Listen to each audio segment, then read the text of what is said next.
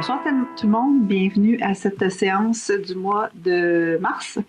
Donc, bonsoir aux gens qui sont sur place. Bonsoir aux gens aussi qui nous suivent en ligne via notre Facebook de la ville ou la chaîne Télécœur.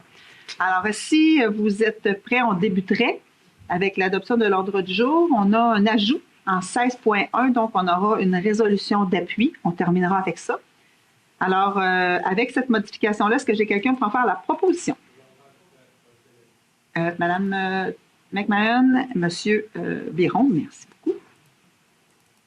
Procès verbal de la séance ordinaire du 10 février dernier, donc vous l'avez reçu à l'avance, vous en avez fait la lecture. Est-ce que j'ai quelqu'un pour en faire la proposition? Madame Aubin, est-ce que j'ai quelqu'un pour l'appuyer? Je vais l'appuyer. Madame Trudel, merci. Examen de la correspondance, Maître Loisel. Oui. Alors, aujourd'hui, nous avons plusieurs correspondances. Nous en avons 5. Certaines vont faire, il va y avoir des résolutions par la suite qui vont être adoptées. Alors, la première correspondance est municipalité d'Ogden, une dénonciation au gouvernement du Québec en lien avec l'absence d'ajustement financier de certains programmes destinés aux municipalités en raison de la situation économique actuelle. C'est la résolution numéro 2025-0243 qui est adoptée par cette municipalité-là le 3 février 2025. Deuxième correspondance, municipalité de Sainte-Catherine, demande de modification de l'article 226.2 du Code de la sécurité routière. C'est la résolution numéro 048-02-2025, adoptée le 4 février 2025 par cette municipalité-là. Ensuite, nous avons le mois de la Jonquille 2025. C'est une proclamation. Il peut certainement avoir une résolution par la suite pour celle-ci.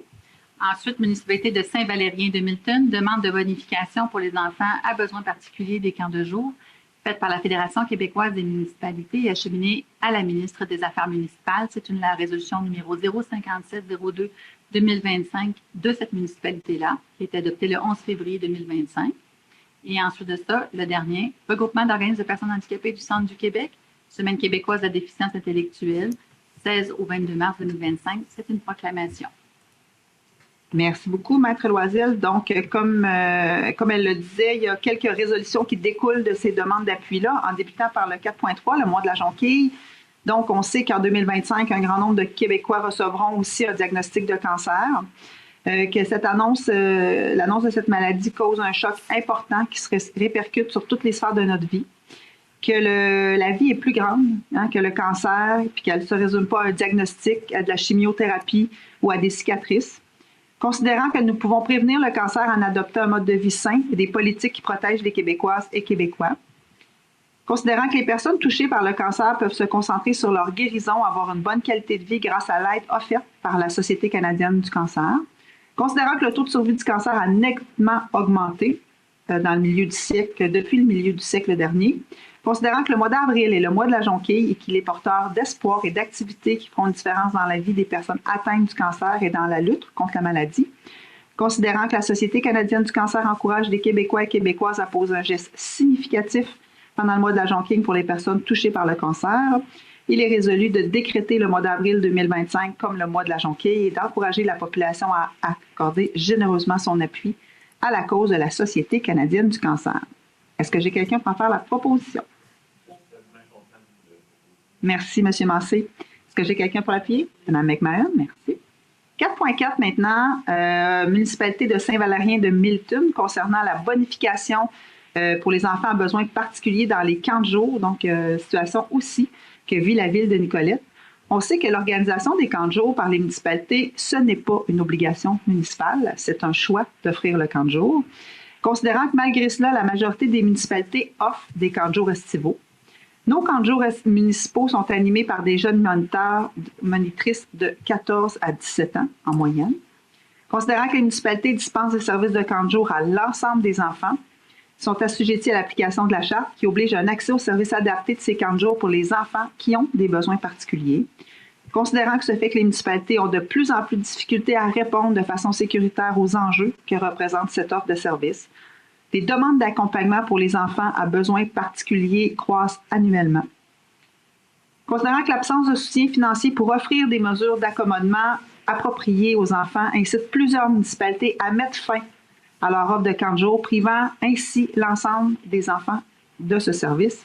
Alors, la résolution est d'appuyer la demande faite par la municipalité de Saint-Valérien-de-Milton, qui est de bonifier l'enveloppe liée au programme d'assistance financière aux loisirs des personnes handicapées dans le volet accompagnement et de mettre en place un comité formé des instances pouvant être concernées afin d'analyser tous les enjeux des camps de jour municipaux, entre autres le ministère de l'Éducation qui serait sûrement mieux adapté pour comprendre les besoins d'un tel service parce que ces enfants-là vont à l'école pendant l'année scolaire et c'est les mêmes enfants qu'on retrouve pendant l'été.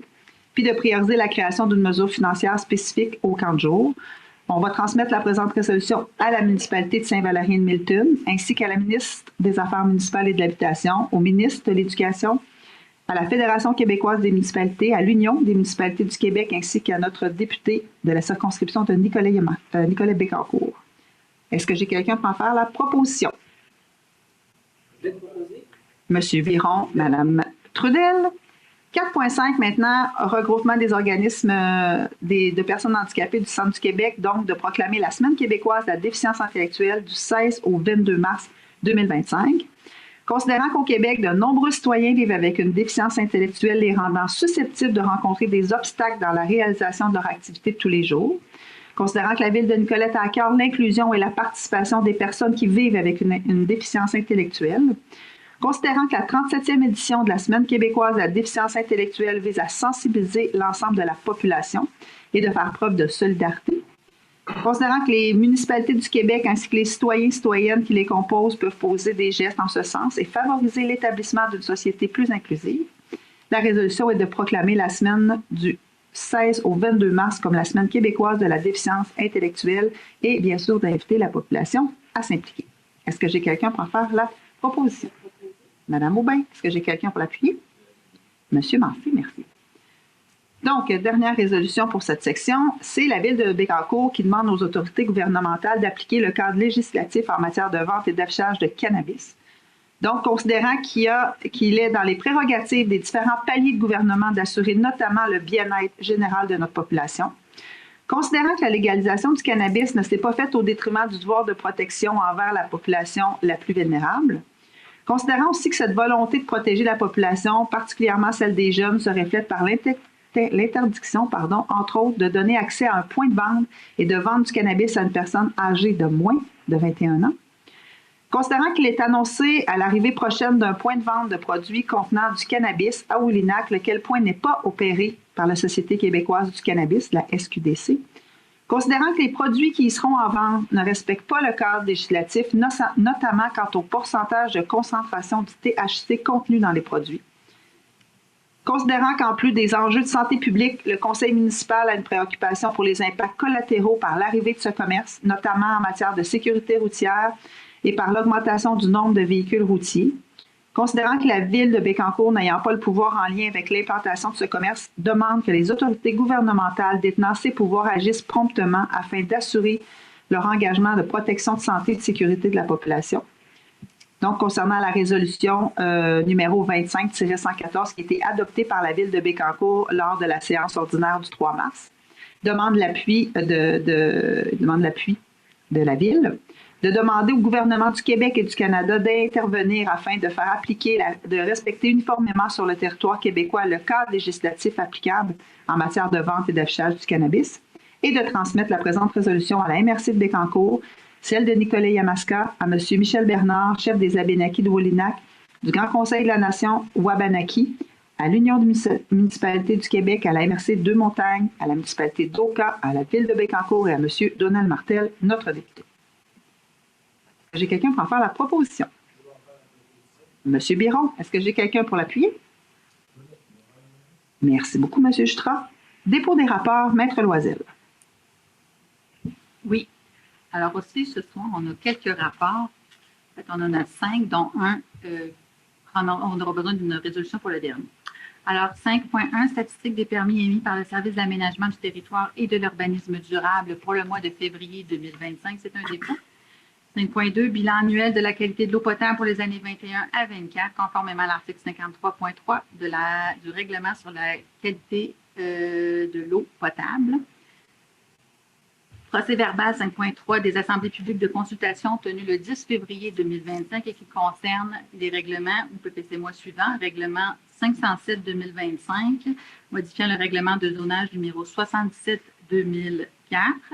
On dit c'est dans le coin du CNDA. C'est à ça, nous avons le règlement numéro 508-2025, modifiant le règlement de zonage 77-2024. C'est concernant des zones H01 184, H01 185, à même une partie de la zone H01 174. C'est dans le coin du Faubourg, la phase 3. Règlement numéro 509-2025, modifiant le règlement de zonage numéro 77-2004 concernant le nombre de cases de stationnement exigées pour des usages d'habitation multifamiliale H3 et d'habitation collective H5. Et ça, c'est sur l'ensemble de notre territoire. 5.4, certificat relatif au déroulement de la procédure d'enregistrement des personnes habiles à voter pour les seconds projets de règlement. Alors, en fait, on a ces deux premiers que j'ai dit tantôt, c'est les règlements 507 et le règlement 508-2025, et aussi la demande de projet particulier de construction, de modification ou d'occupation d'immeubles, qu'on appelle plutôt le PPC-moi, numéro 2024-0011, déposé sur l'immeuble vacant situé sur la rue Notre-Dame et portant le numéro de lot 5 044 522.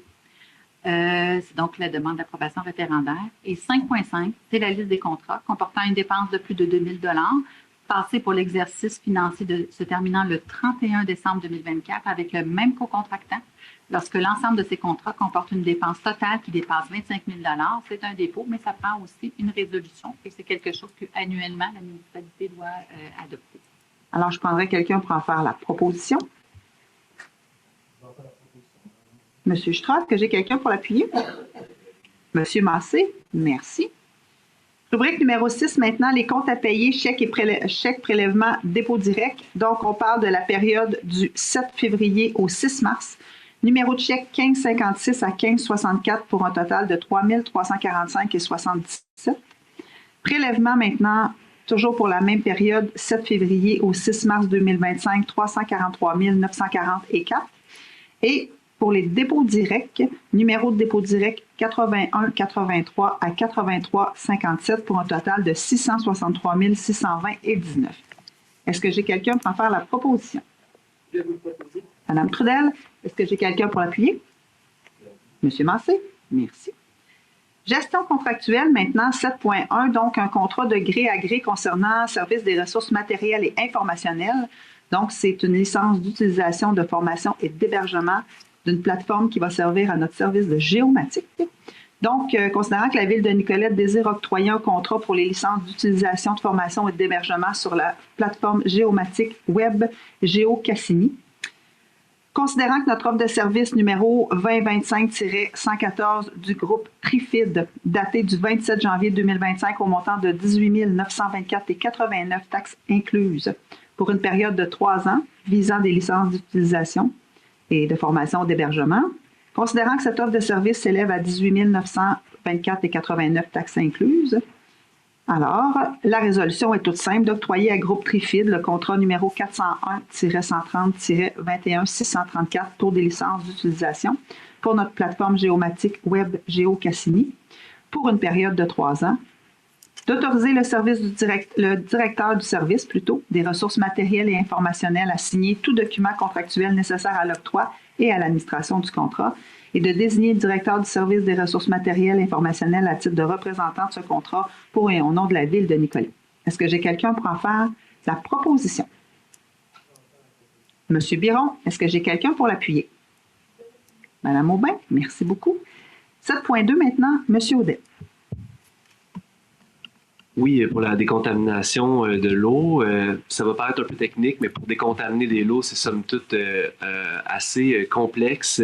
Il faut que le contractant déplace des sols non contaminés puis les mette en pile sur le terrain en gardant accès à la zone excavée. Ensuite, il faut excaver les sols contaminés, les envoyer dans des sites récepteurs certifiés, échantillonner et analyser les fonds de l'excavation pour confirmer que les sols contaminés ont été enlevés, remplacer les sols envoyés par un sol de classe B, etc.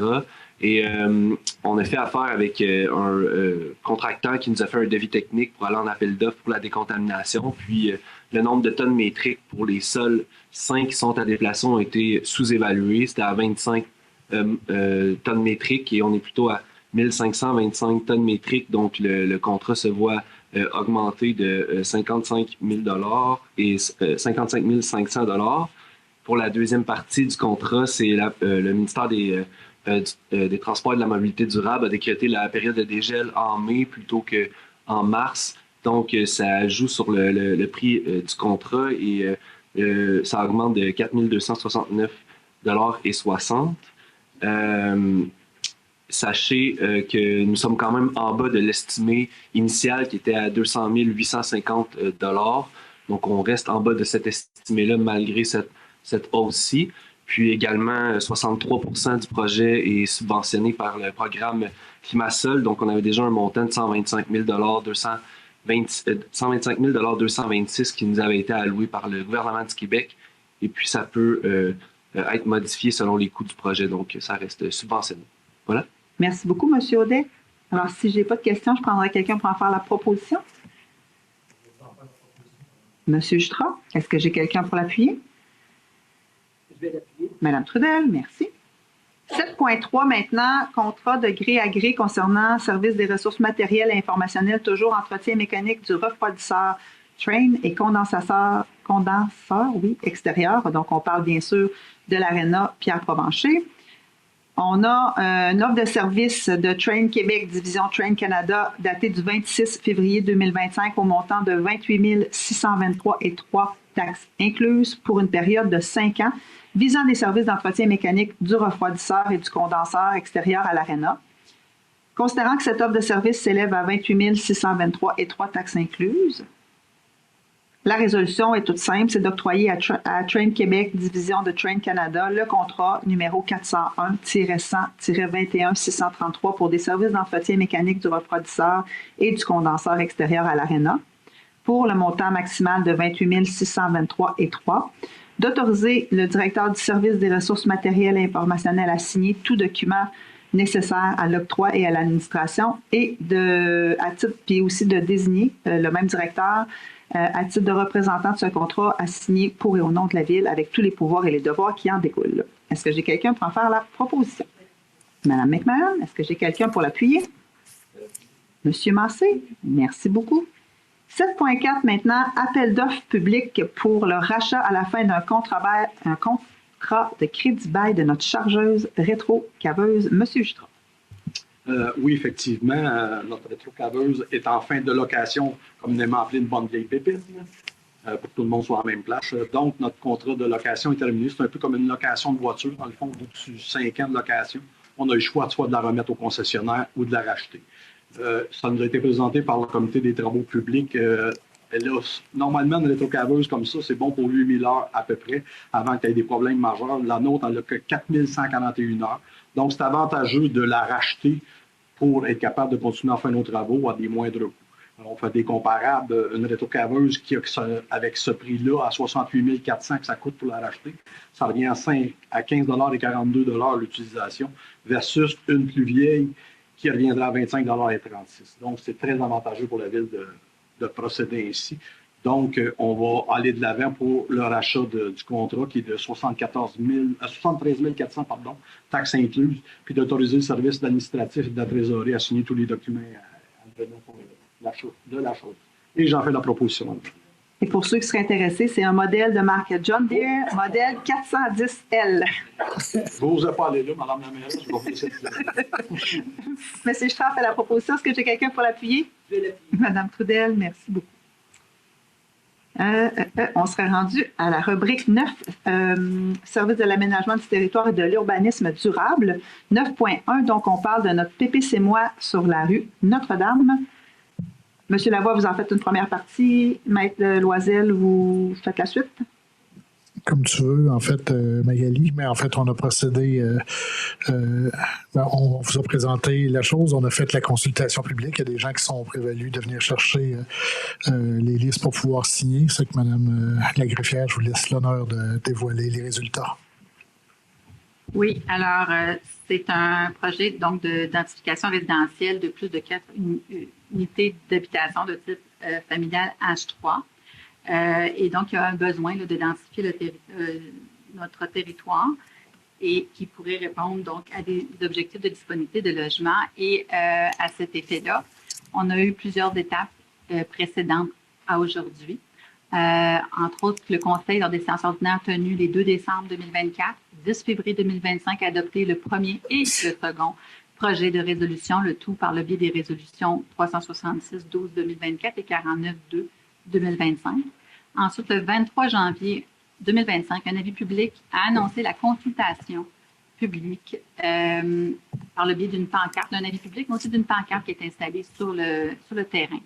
Après, ça a été peut-être le 4 février 2025 a été tenu. Il y a eu donc des gens et des questionnements. Un PV procès-verbal a été déposé par la suite et lors de la séance, donc le deuxième projet, le 10 février 2025, a été adopté.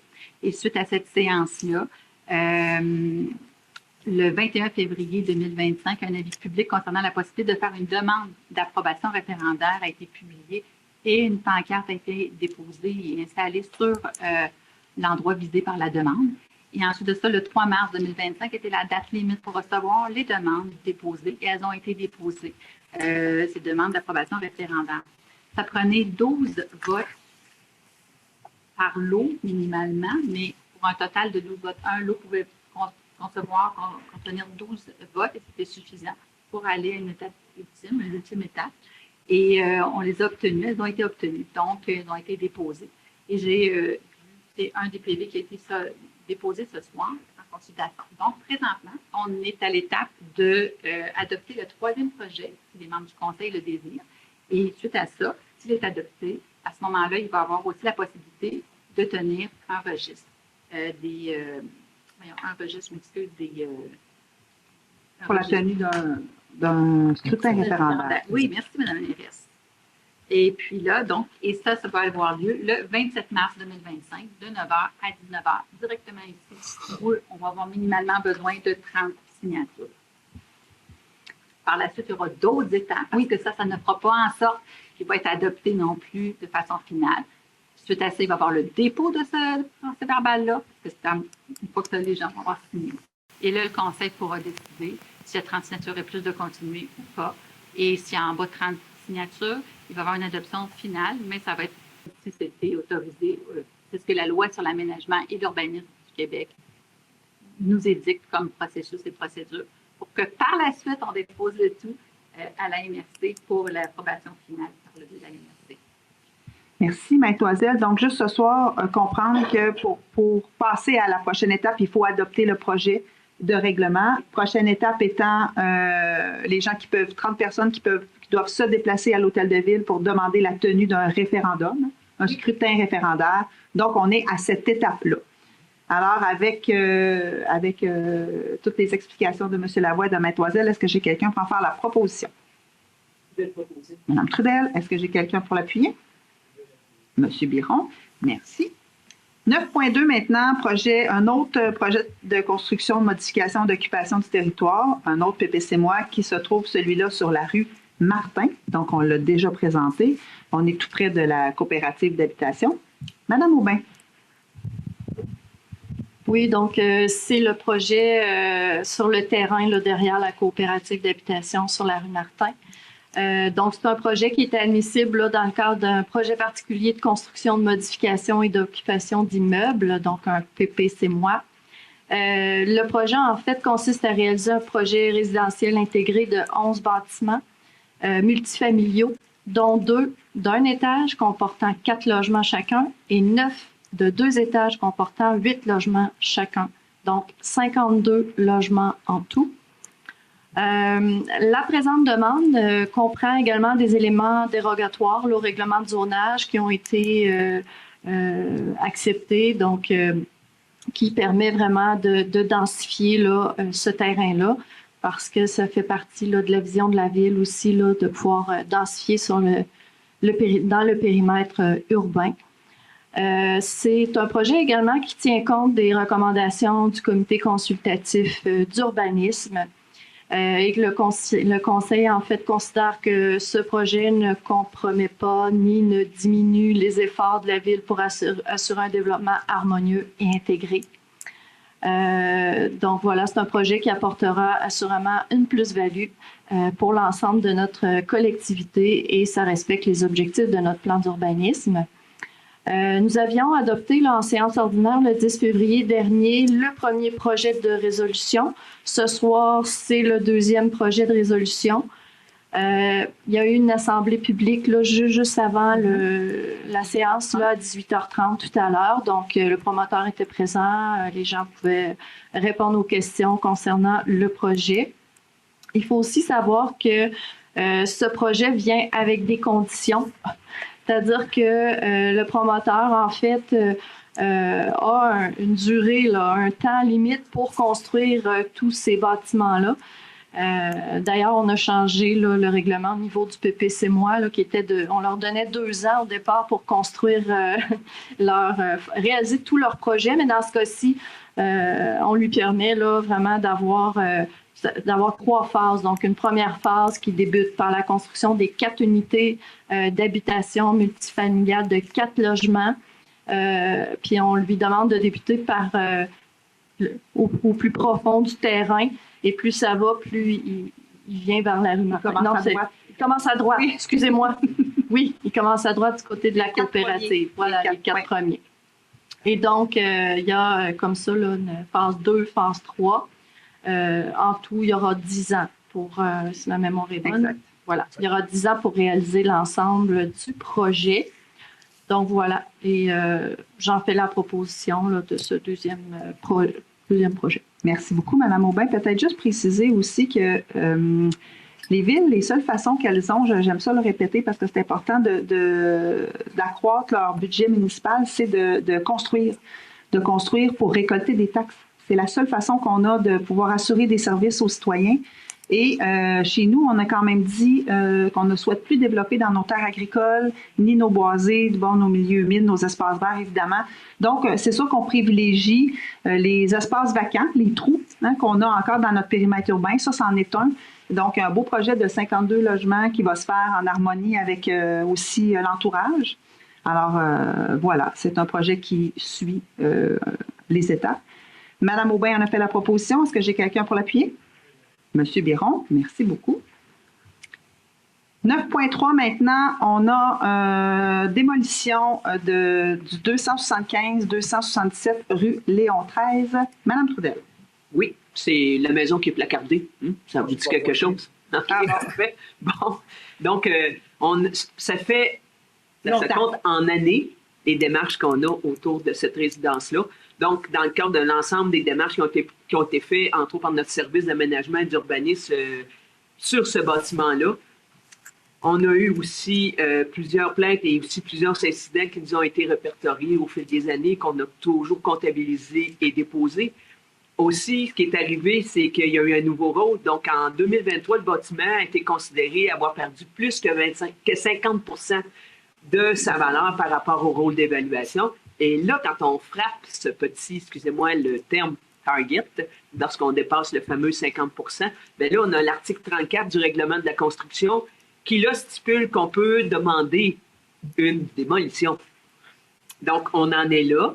Donc, puis, on a fait des démarches auprès du propriétaire pour lui dire qu'on se prévalait de cet article et qu'on négligeait la démolition. Malheureusement, on a assez lettres mortes. Il faut se dire comme ça, on a apparence de refus de collaborer, je vais dire ça comme ça.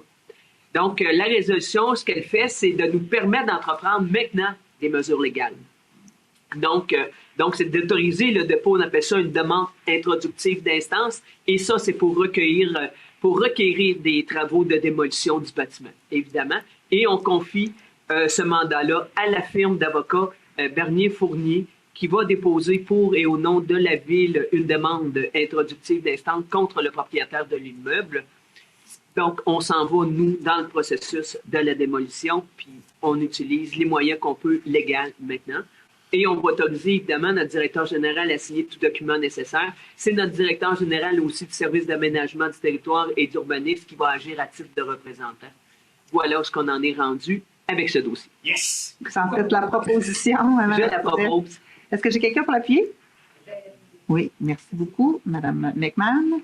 Donc, prochain point maintenant, 9.4, Société d'habitation du Québec, donc notre PRQ, phase 18, 2024, plutôt 2025. Monsieur Jutra. Oui, effectivement, nous sommes rendus à la phase 18. Ça fait quand même un temps certain, pour dire un certain temps que ce programme-là existe. Cette année, on avait un budget pour à peu près 6 maisons à rénover ou à refaire. On a eu seulement que 4 dossiers qui ont été admissibles suite à un jury, pas un jury, mais un comité de sélection qui ont une grille d'évaluation et tout ça. Je vais vous nommer les récipiendaires, si on peut appeler ça comme ça. Il s'agit de René Lafleur pour un montant de 7 207,89 $. Ça, c'est le coût total admissible.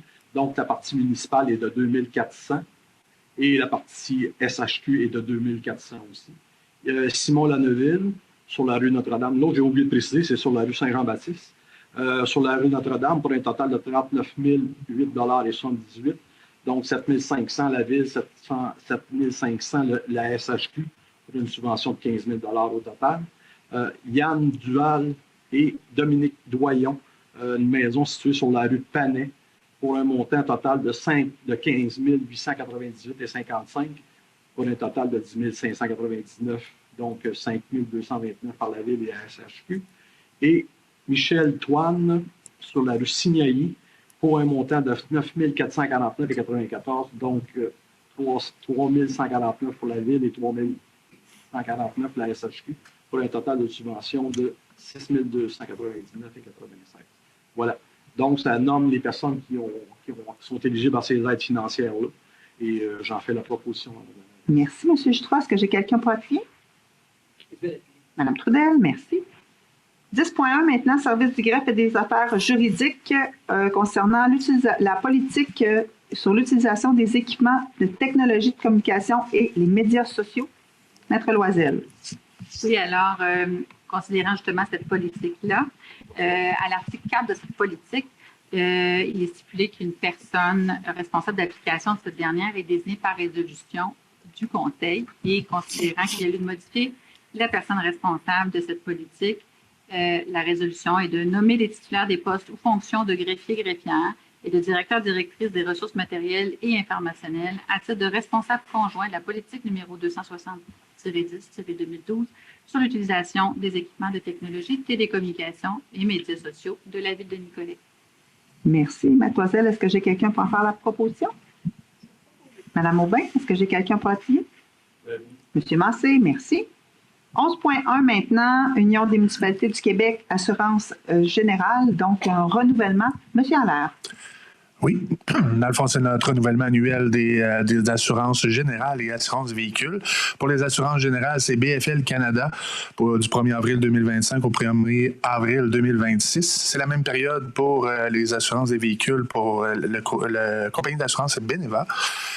Donc, la résolution, c'est d'autoriser le renouvellement et le paiement de l'assurance générale 2025-2026 à BFL Canada pour un montant de 258 268,75 $, taxes de 9 % incluses, et le montant, dans le fond, est en hausse de 7 % relativement dû à la hausse des valeurs des bâtiments, au coût des matériaux qu'il faut augmenter à chaque année dans notre assurance de biens notamment.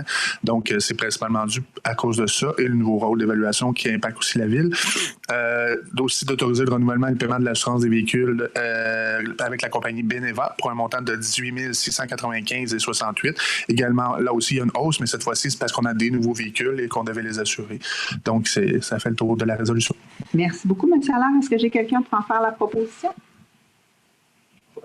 Monsieur Massé et Monsieur Jutra, merci. 11.2 maintenant, une entente avec le ministère des Transports et de la Mobilité durable. Donc, si vous avez suivi un petit peu l'actualité municipale, vous savez qu'on est en train d'implanter quelques forêts nourricières à la ville de Nicolet. On a reçu des sous pour développer notre plan d'action. Et on avait ciblé, il me semble, 3 parcs, dont celui du parc Louis-Caron. On parle de l'espace à côté des modules d'exercice qui ont été installés à la fin de la piste cyclable. Mais le parc Louis-Caron, ça appartient encore au ministère des Transports et de la Mobilité durable.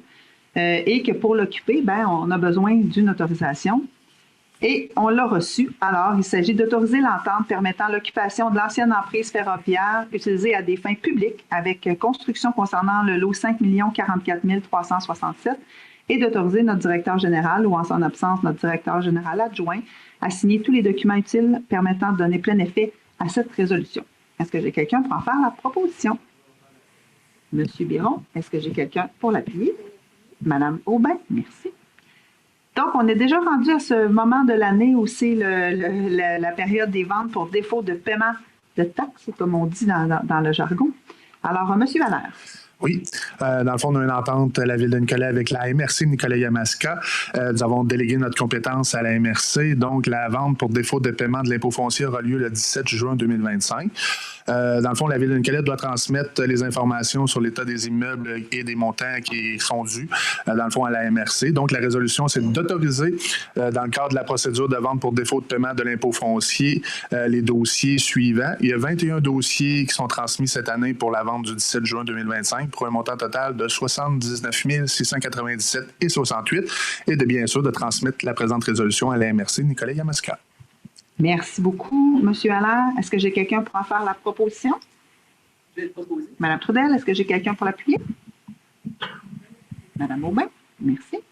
11.4 maintenant, nomination d'un représentant de la Ville pour cette activité-là, si on peut dire, monsieur. Oui, activité...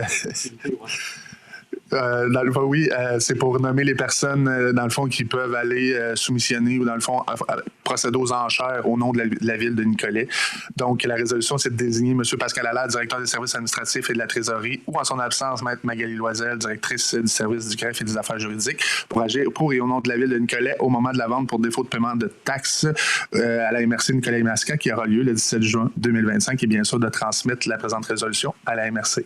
Merci, M. Allaire. Peut-être pour les gens qui nous écoutent pour la première fois, ça peut faire beaucoup de dossiers avec un bon montant, mais habituellement, tout ça est réglé avant qu'on arrive à...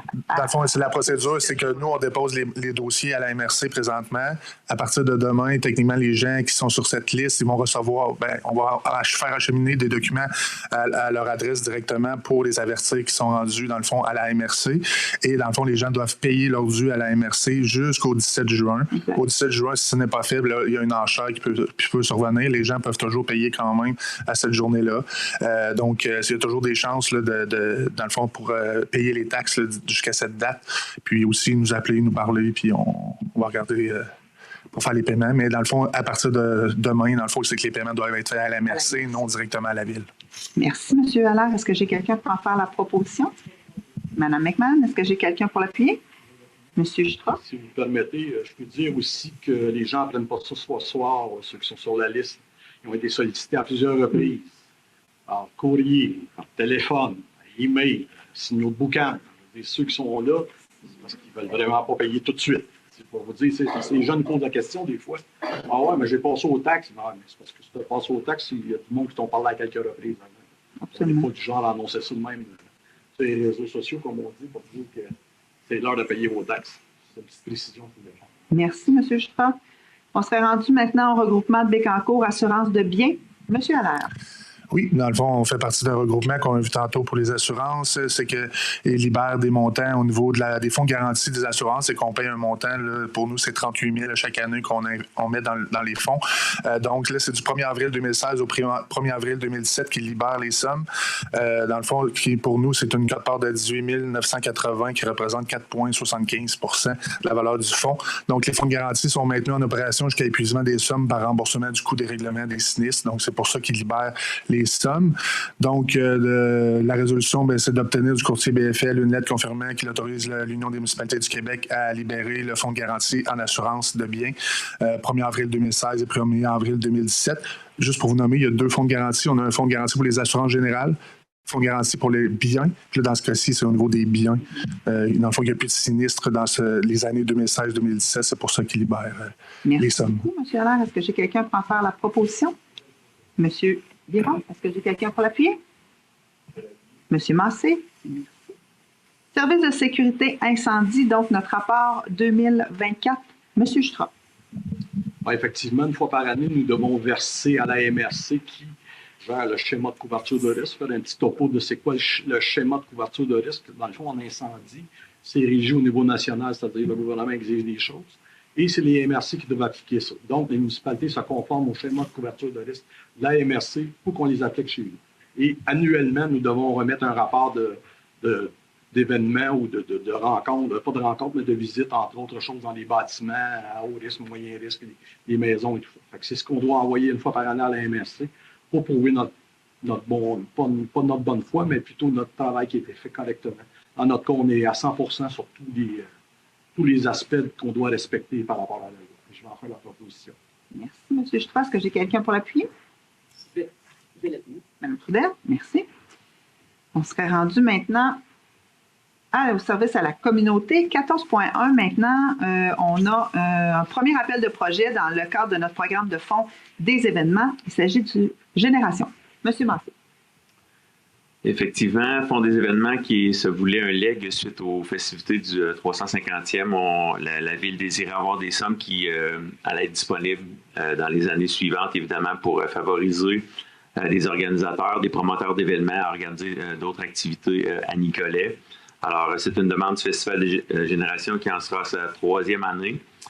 Donc, considérant qu'un comité d'évaluation a été formé, que les projets ont été analysés selon la grille d'évaluation et les critères d'admissibilité, et qu'un projet a été déposé, soit le Festival Génération présenté par Éco-événements, que ce projet respecte tous les critères d'admissibilité du programme du Fonds des événements de 10 000 $ et plus de la Ville de Nicolet, et considérant l'avis de synthèse de l'agent aux événements des services à la communauté, la proposition est d'autoriser la demande du financement reçu d'Éco-événements concernant l'événement Festival Génération pour un montant total de 100 000 $, dont un premier versement de 75 000 $ sera versé à la signature du protocole d'entente et un deuxième versement de 25 000 $ sera versé suite à l'analyse du rapport final, et ce via le programme du Fonds des événements. Également de mandater les services de la communauté pour assurer le suivi de ces soutiens financiers. Je vais vous en faire la proposition. Merci, M. Massé. Quand même des statistiques intéressantes aussi d'achalandage. C'est un festival qui a grossi quand même passablement depuis... Probablement quintuplera cet été son achalandage et son budget. De 10 000 à 50 000 personnes. Merci beaucoup, M. Massé. Est-ce que j'ai quelqu'un pour l'appuyer? Mme McMahon, merci beaucoup. 14.2 maintenant. Une demande de programme d'aide financière pour la gratuité de la formation des surveillants sauveteurs et des moniteurs aquatiques. M. Massé. Demande au ministère de l'Éducation et de l'Enseignement supérieur. En fait, c'est dans le cadre du programme d'aide financière pour la gratuité et la formation des surveillants sauveteurs et des moniteurs aquatiques pour la période 2023-2026. Donc, considérant que ce programme vise l'attribution d'une aide financière afin d'offrir la gratuité des formations des surveillants sauveteurs et des moniteurs aquatiques, d'atténuer la pénurie de main-d'œuvre, d'améliorer l'accès aux lieux de baignade de façon sécuritaire et d'augmenter l'offre de cours de natation. Considérant que ce programme permet d'assumer les coûts d'inscription des participations pour la formation ainsi que les manuels obligatoires et de la certification. C'est une demande pour un total de 14 712 $. Il est proposé d'autoriser la demande d'aide financière et son dépôt au montant total de 14 712 $ et je vais vous en faire la proposition. Merci beaucoup, M. Massé. Est-ce que j'ai quelqu'un pour l'appuyer? Mme McMahon, merci. 15.1 maintenant, règlement numéro 507-2025, modifiant le règlement de zonage 77-2004. On parle, entre autres, du CNDA. M. Lavoie. Oui, effectivement, c'est la 3e présentation, donc on va laisser faire les spécificités. C'est pour faire la passerelle qui va relier le centre sportif avec le bâtiment, un des bâtiments en fait du CNDA. Donc, ça a été présenté à 3 fois. Ce serait donc l'adoption ce soir. C'est qu'on vous propose l'adoption. C'est sans coût pour la Ville, étant donné que c'est un changement réglementaire. Merci beaucoup, M. Lavoie. Est-ce que j'ai quelqu'un pour faire la proposition? M. Biron, est-ce que j'ai quelqu'un pour l'appuyer? Merci, M. Massé. Quand même impressionnant comme bâtiment. Pour ceux qui suivent ça, la construction va quand même très bien. Donc, deuxième, 15.2.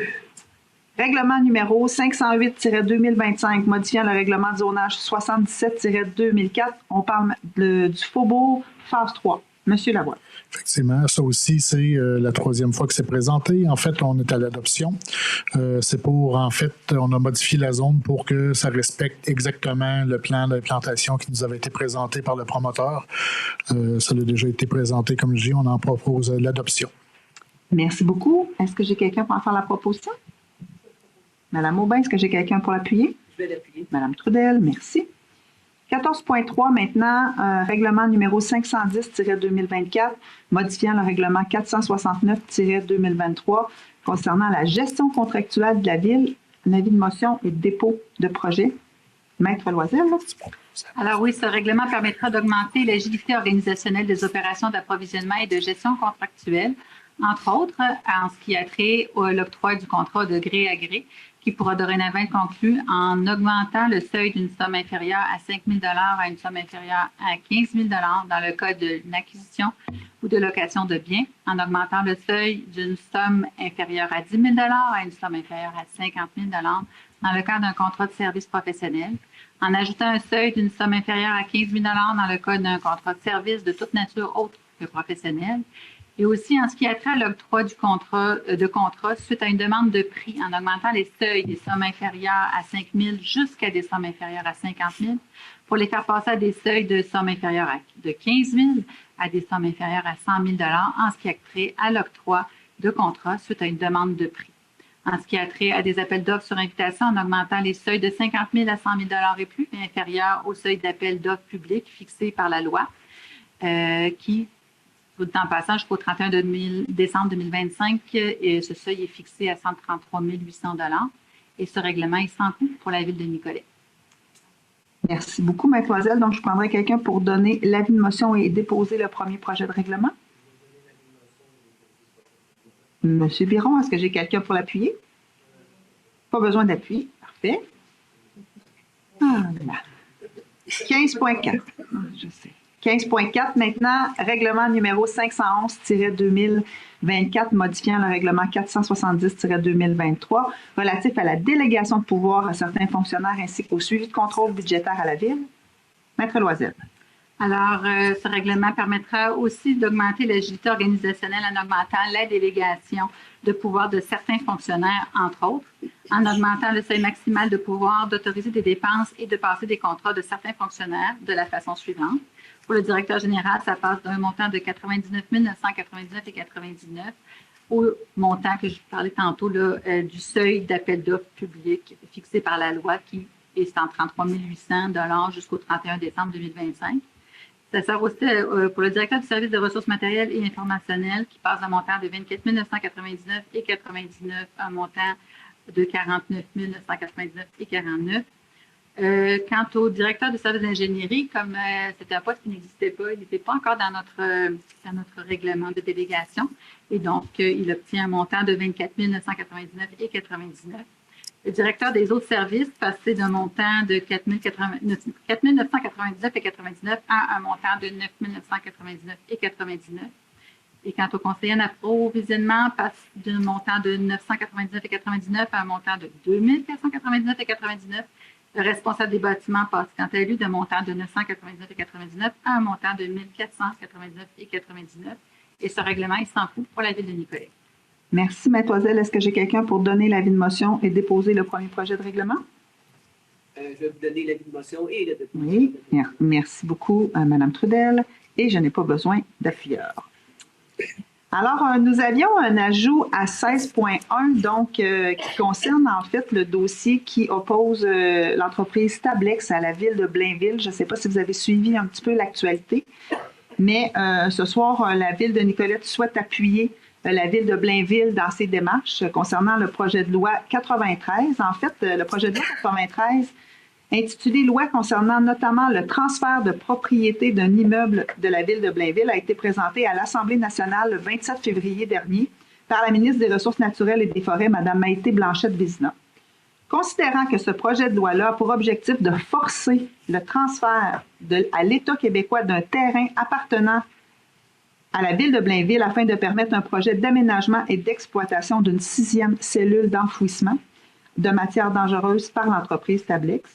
Considérant que le 22 septembre 2023, le Bureau d'audience publique sur l'environnement, ce qu'on appelle le BAP, a considéré ce projet comme étant prématuré et a recommandé au ministre de l'Environnement, de la lutte contre les changements climatiques, la faune et des parcs, M. Charette, de ne pas l'autoriser en l'absence d'un portrait complet sur les matières dangereuses résiduelles du Québec.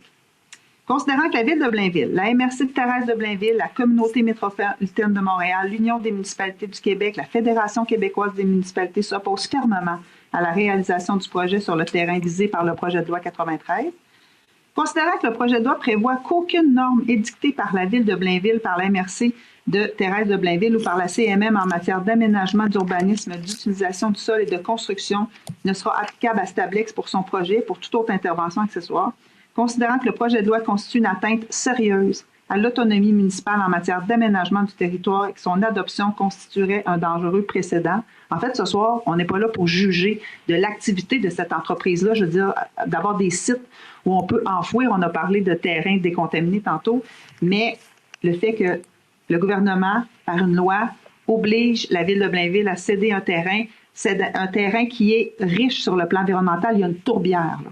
Donc, c'est ça c'est à cet appui-là. Donc, la résolution, c'est d'appuyer la Ville de Blainville, évidemment, dans ce dossier, d'exprimer notre désaccord en regard du projet de loi 93, de réitérer que les municipalités du Québec sont des gouvernements de proximité, de demander au gouvernement du Québec de respecter les compétences des municipalités en aménagement du territoire et de demander au gouvernement du Québec de confier au Bureau d'audience publique de l'environnement un mandat d'enquête et d'audience publique portant sur les états des lieux concernant la gestion des matières résiduelles dangereuses. On souhaite aussi transmettre évidemment notre résolution à la Ville de Blainville, à l'UMQ, à la FQM, au ministère des Ressources naturelles et des Forêts, et ainsi qu'à notre député Martel. Monsieur Biron, je pense que vous vouliez ajouter quelque chose? Bien, il y a surtout 2 points qui sont assez irritants.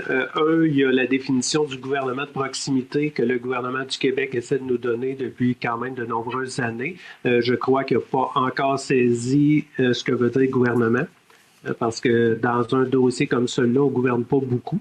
Deuxièmement, la proximité, il semble qu'on l'ait à peu près juste quand on a le citoyen à nous parler, parce qu'après ça, je veux dire, il ne se passe pas grand-chose. Et l'autre chose aussi qui est importante à rappeler, vous savez qu'en ce moment même, on vit des conflits diplomatiques avec notre voisin du Sud. C'est important de mentionner que Stablex accueille un peu plus de 40% de ces terres contaminées des États-Unis. Donc, quand M. Legault dit qu'il serait prêt à faire n'importe quoi pour imposer sa volonté aux Américains, mais peut-être que depuis accepter le terre contaminées, ça donnerait le temps au BAP d'examiner en fin de compte le potentiel de terre contaminée à traiter au Québec. Et je veux dire, on pourrait continuer à être aussi en affaires, donc je vais en faire la proposition. Merci, M. Biron. Est-ce que j'ai quelqu'un pour appuyer? Mme Trudel, merci beaucoup. Alors, on serait rendu à la période de questions. Simplement, vous présentez au micro, nommez votre nom et posez votre question. On va vous répondre.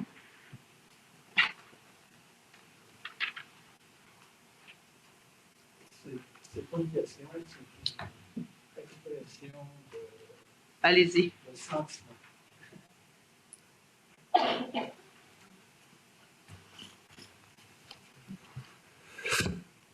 Madame la mairesse, membre du conseil, membre de l'Assemblée, mon nom est Louis Chiasson. Je demeure au 1710 Edgar Lampron. Mon épouse est avec moi ici ce soir. On est arrivé ici à Nicolet le 4 juillet 2022. On est vécu en province pendant 40 années, alors c'est un retour aux sources pour nous. Je voudrais vous parler de taxation municipale aujourd'hui. Puis vous faire part un peu là, de la vague d'émotions qu'on a vécue avec la réception de notre avis de taxation qui a reflété une augmentation de notre d'évaluation de 41 pour commencer, ce qui équivaut à une augmentation des taxes de 29 pour un montant de 1 111,86 $ par année. Plus les taxes scolaires pour la période 25, 26, 27. Alors, nous, on a été propriétaires pendant 40 ans, puis jamais, au grand jamais, on a vu une augmentation de taxes de cette envergure. À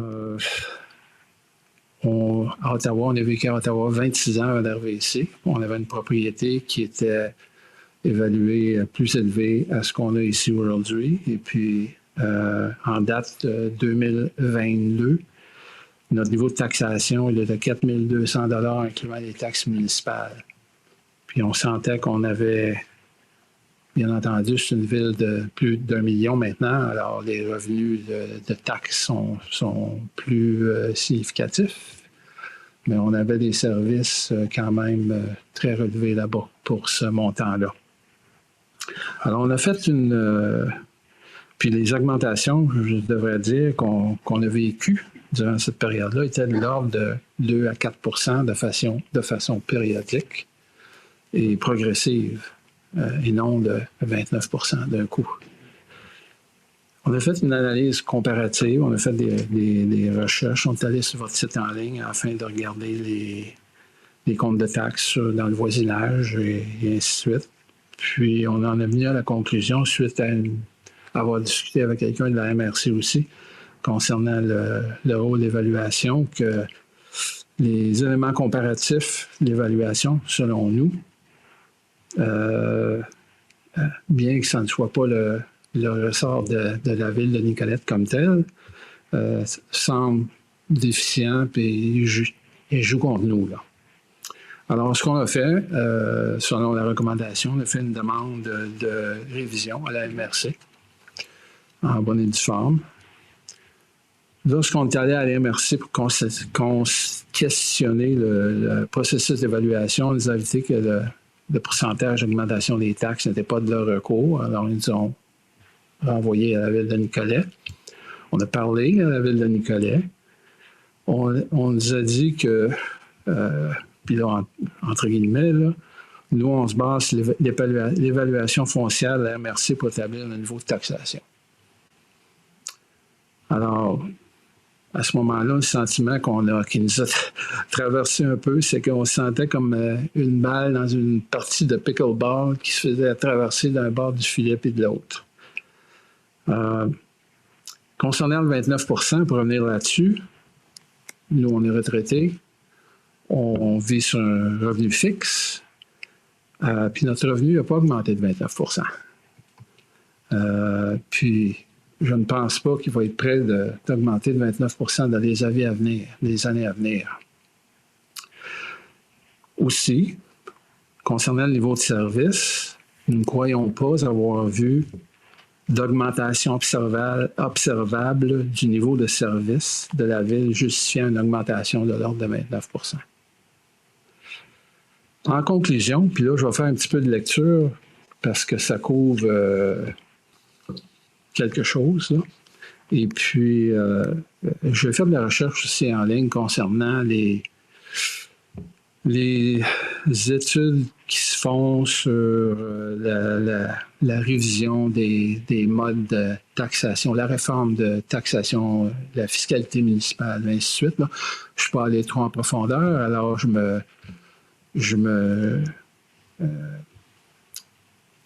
me garde une petite gêne là-dessus parce que je n'ai pas fait une étude approfondie là-dessus, mais je vais vous lire quand même ce que j'ai écrit, puis ça décrit un petit peu comment nous, on se sent vis-à-vis de tout ça.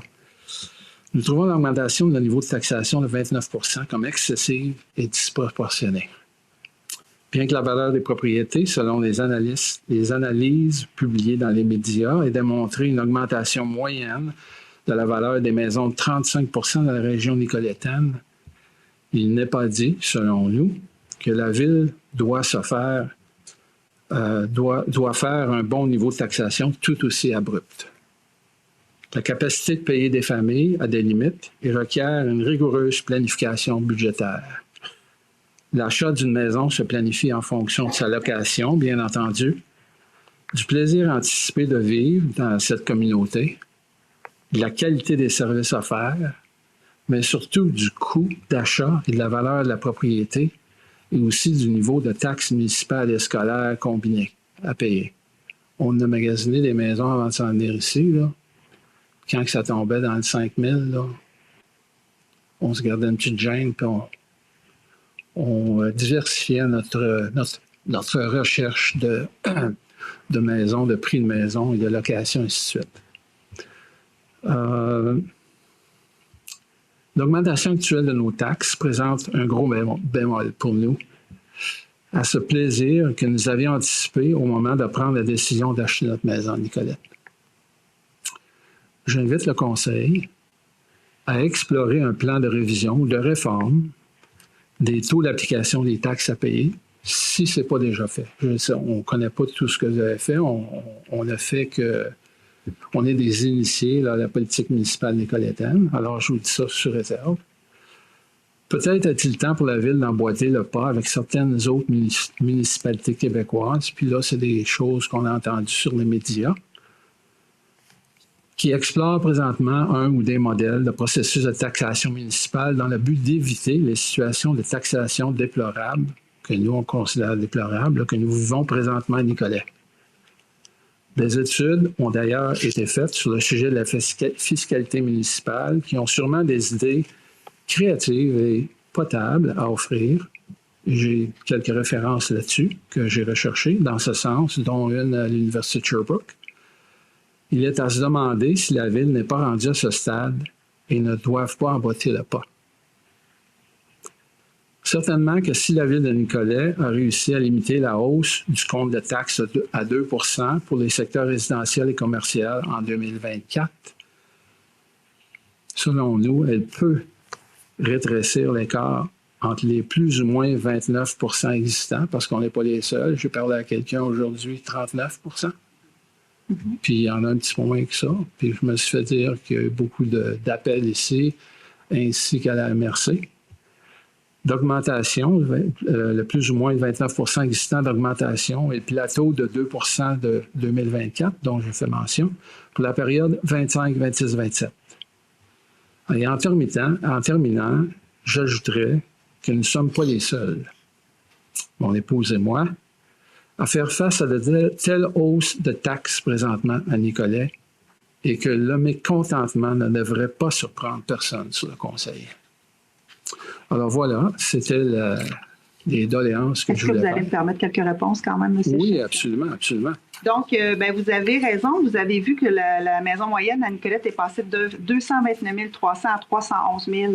Donc, c'est ça, là, le 36 % là, à peu près d'augmentation, là, on est là-dedans.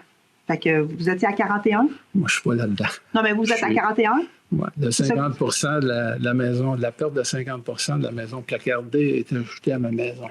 Oui, mais vous parliez d'une augmentation de valeur de 41 %. Vous n'êtes pas loin du 36 % là, puis je ne sais pas si vous avez fait beaucoup de recherches. Bécancour, 70 % Trois-Rivières, 60 %. Ouais, nous, là, on écope de la pandémie.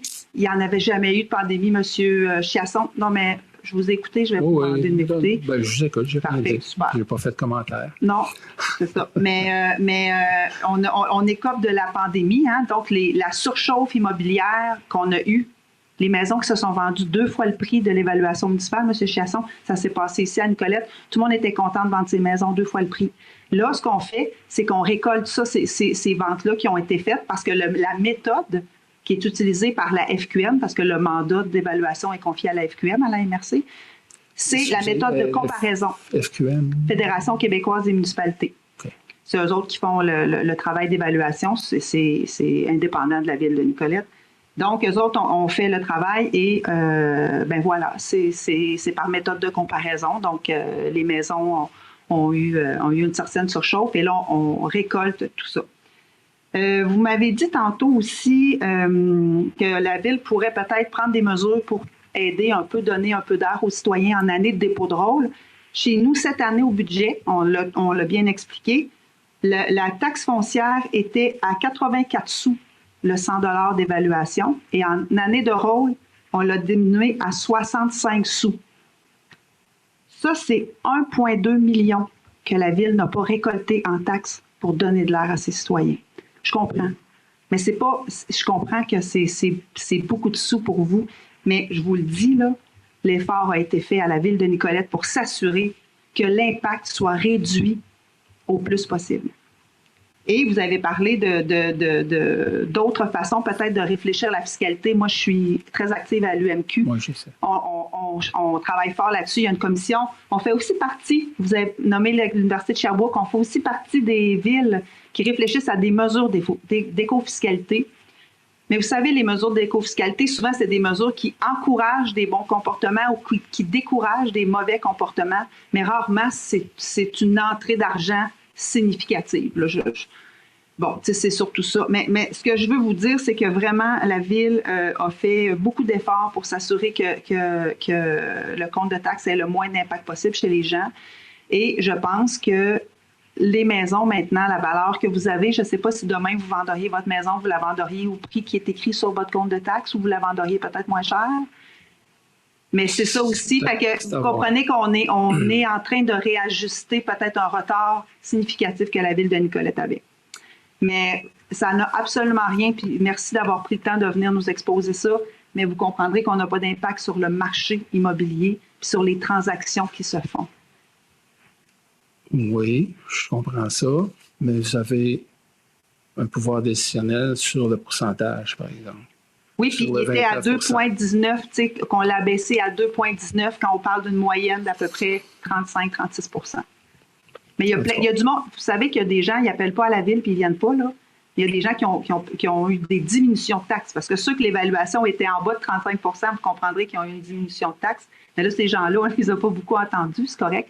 Mais plusieurs personnes ont eu plus, puis c'est difficile en année de dépôt de rôle parce qu'on a eu toutes sortes de variations. Donc, c'est ça qui s'est passé cette année. En tout cas, mais je comprends votre point. Je comprends.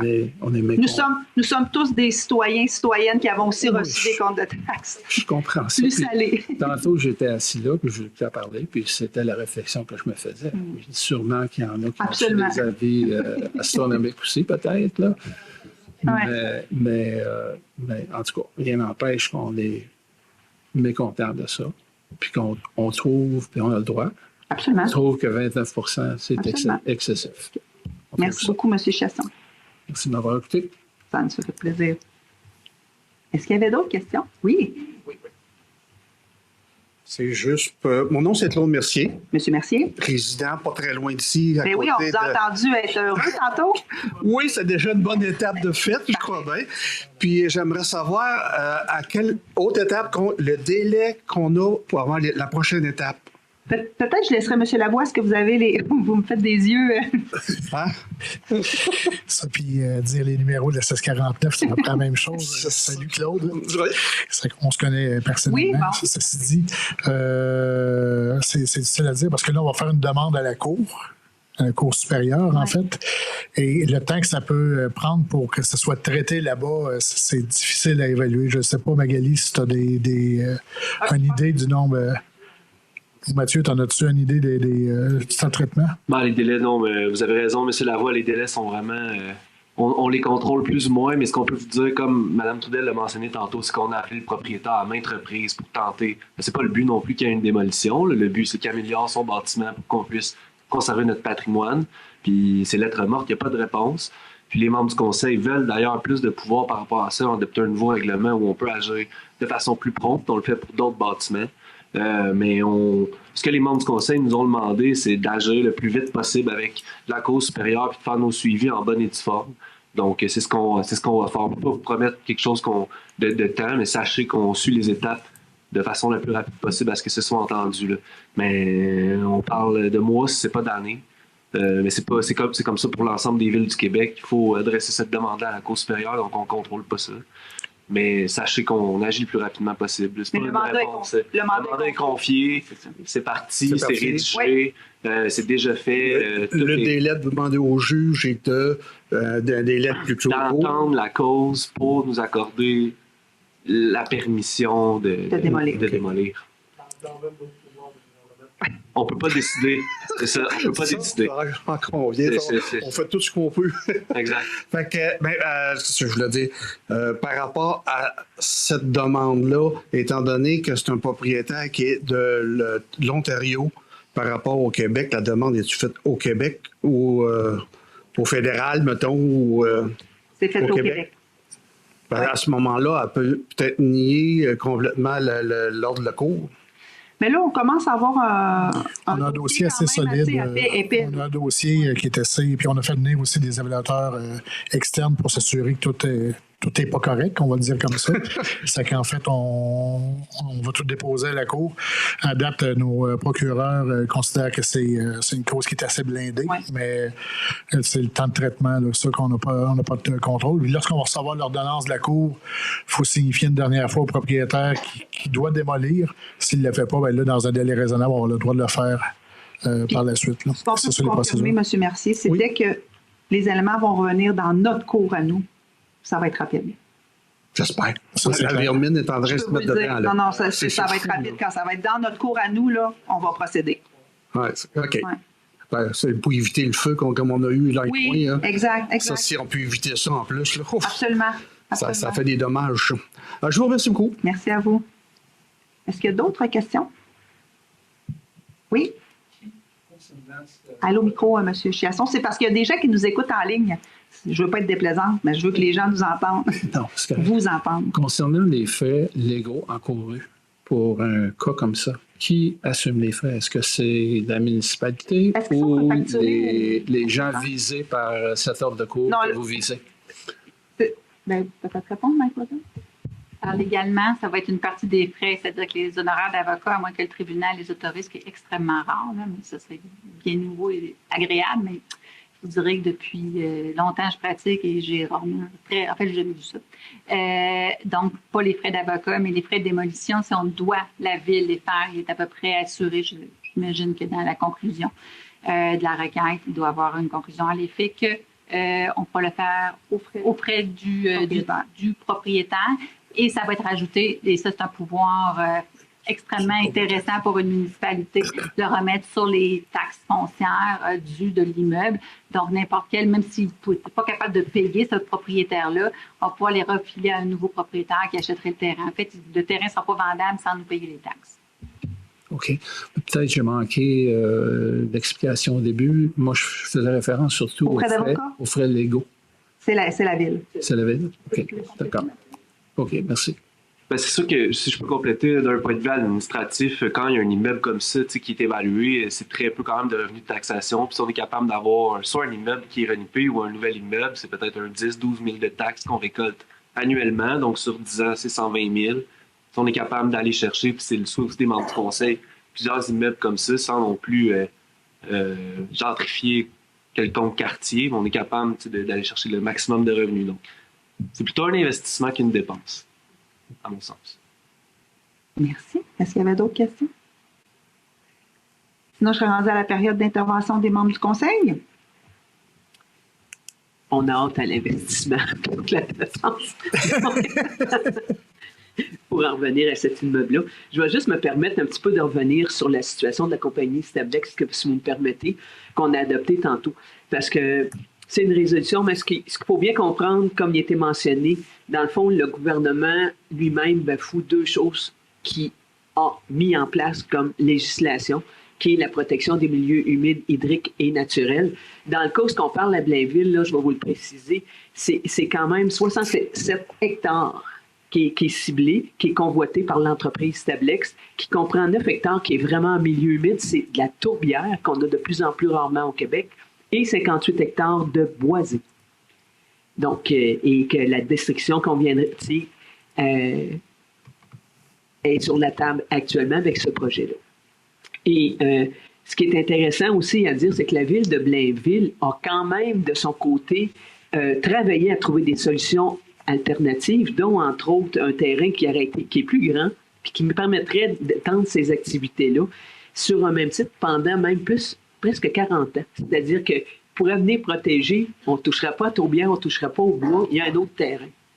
Bien, c'est une fin de non-recevoir du gouvernement qui lui-même nous exige une protection des plans humides, hydriques et naturels. C'est une obligation.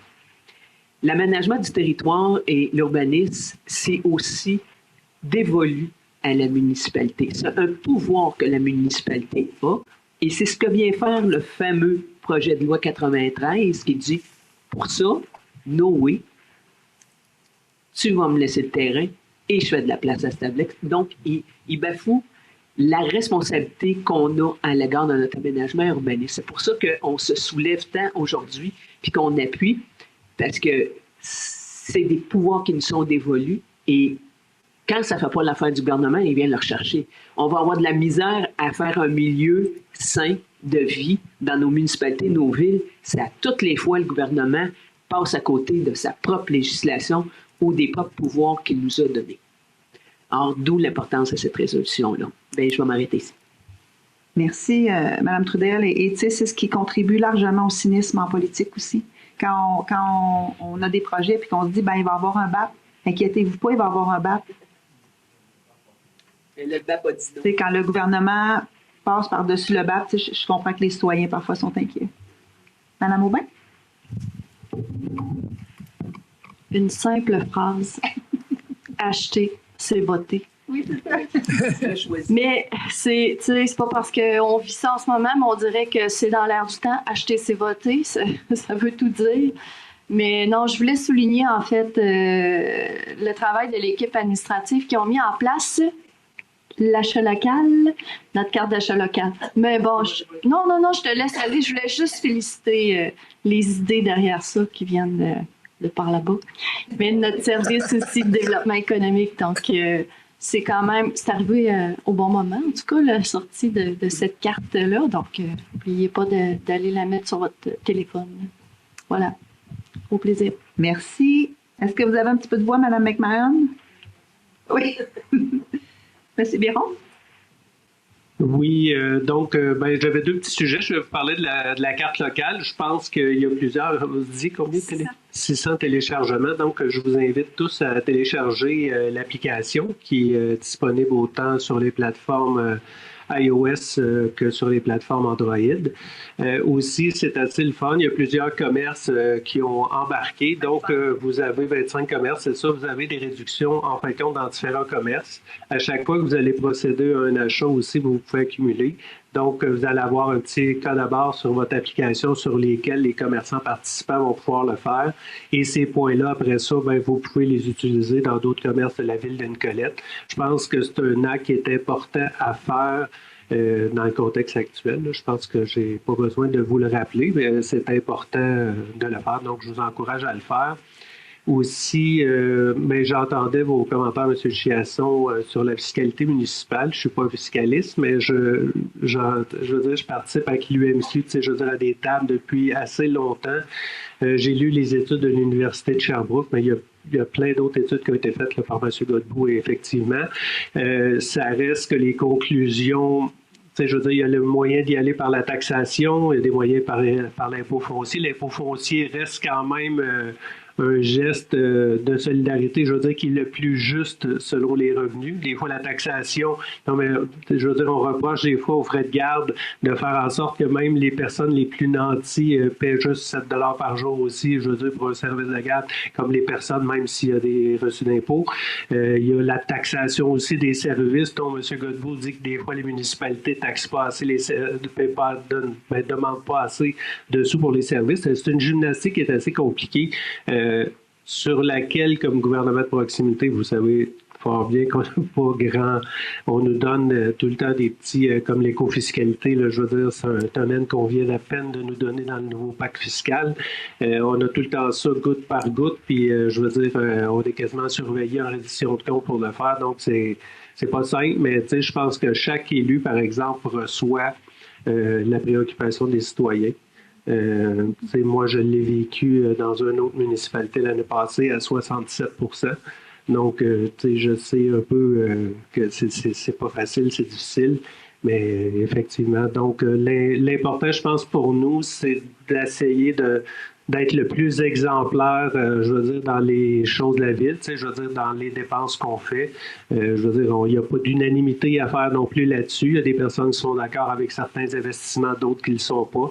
C'est un domaine qui est aussi difficile, mais je pense qu'on fait en sorte de faire en sorte que la ville soit le mieux gérée. Là-dessus, on a quand même des bons résultats. Je veux dire, on a un taux d'endettement qui est très bien. Je veux dire qu'on a un 10%, je veux dire, du budget de la ville en service de la dette, donc qui est en bonne santé financière, mais effectivement, qu'en année de rôle, surtout celui-là de cette année, ça fait très mal. Merci, M. Biron. M. Massé? 4 locales, 25 commerces à date. Il y en aura probablement d'autres, espérons-le. Non, mais il y a des sujets qui sont sortis avant moi, mais sinon, juste peut-être souligner quelque chose qui est peut-être passé un peu en dessous du radar, c'est la 2e place de Lily Mejirou au championnat canadien de powerlifting en Saskatchewan. Il y a 2 semaines, je pense. Une étudiante de l'école secondaire Jean-Nicolas ici. Alors, félicitations à Lily. Merci. Hein? Monsieur Strauss? Après la séance, messieurs. Monsieur Strauss? Oui. Je vais profiter d'avoir le micro devant moi pour vous faire une petite annonce. Je vais surprendre mes collègues parce qu'ils me regardent tous un peu avec un regard interrogatoire. Ça fait quand même plusieurs mois que je fais une réflexion sur ma vie politique. Ça fait quand même déjà 20 ans que j'y suis. C'est ma 20e année cette année. À savoir si je dois rester ou partir et tout ça. Fait que je suis à bout d'aboutir, comme on dit, comme dirait l'autre. Puis c'est un peu comme un téléroman ici. Ça a commencé en décembre, janvier, février. Fait que je sentais que c'était à mon tour. Je ne vais pas me mettre pression à mes collègues. Mais ça sera votre tour pour les prochains mois, là, je vous le dis là. Oui, j'aimerais solliciter un nouveau mandat à la ville de Nicolet. Ça allait dire que 20 ans, c'est beaucoup. Oui, c'est beaucoup, mais je pense que je peux apporter encore des choses intéressantes à la ville. Surtout dans les contextes dans lesquels on est. Je pense qu'un peu d'expérience ne nuira certainement pas aux décisions autour de la table et tout ça. Je ne table pas que sur ça, mais il reste que j'ai encore d'intérêt à y être. Puis si la population veut me faire encore confiance pour c'est quasiment gênant de dire, un 6e mandat, ça m'en gratte un coup, là, mais bon, c'est comme ça. Fait que je demanderai un prochain mandat à l'automne prochain. Voilà, voici mon annonce, Madame la mairesse. Merci beaucoup de votre engagement, M. Strauss. Merci. Merci beaucoup à tout le monde d'avoir été ici ce soir. Merci aux gens qui nous suivent aussi en ligne ou à la télévision via Télécœur. On se retrouve à la séance d'avril. Alors, je prendrai le 14 avril. Alors, je prendrai quelqu'un pour lever l'Assemblée. M. Strauss, Mme McMahon. Merci beaucoup tout le monde. Bonne fin de soirée.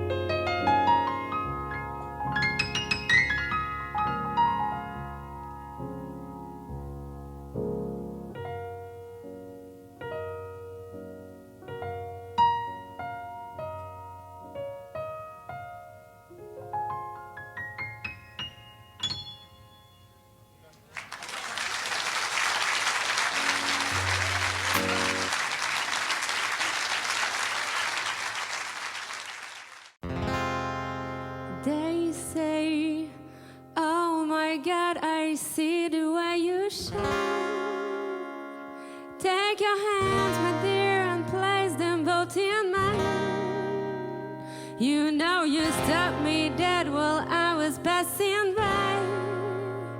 And now I beg to see you dance just one more time.